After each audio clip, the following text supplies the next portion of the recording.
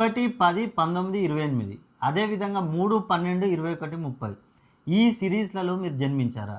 ఈ తేదీలలో కనుక మీరు జన్మించినట్లయితే మీకు ఈ 2026 పరభవనామ సంవత్సరం ఇక నుండి మీకు అద్భుతంగా ఉండే అవకాశం ఉంది. నేను పదే పదే చెప్తున్నాను ప్రతి వీడియోలో.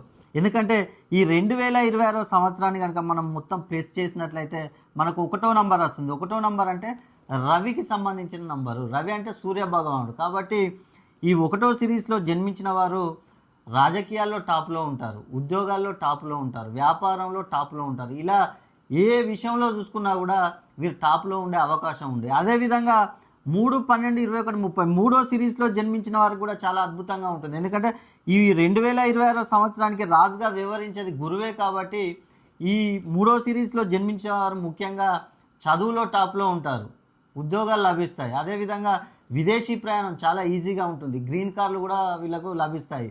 వీరు ఉద్యోగంలో, ప్రైవేట్ ఉద్యోగంలో కానీ అదేవిధంగా గవర్నమెంట్ ఉద్యోగంలో కానీ వీరు టాప్లో ఉండే అవకాశాలు ఉన్నాయి. ఆర్థికంగా వీరు టాప్లో ఉండే అవకాశాలు ఉంటాయి. కాబట్టి ఈ 1వ సిరీస్లో కానీ మీరు 3వ సిరీస్లో కానీ జన్మించి మీకేమైనా సమస్యలు ఉన్నట్లయితే ఒక్కసారి నా అపాయింట్మెంట్ తీసుకోండి.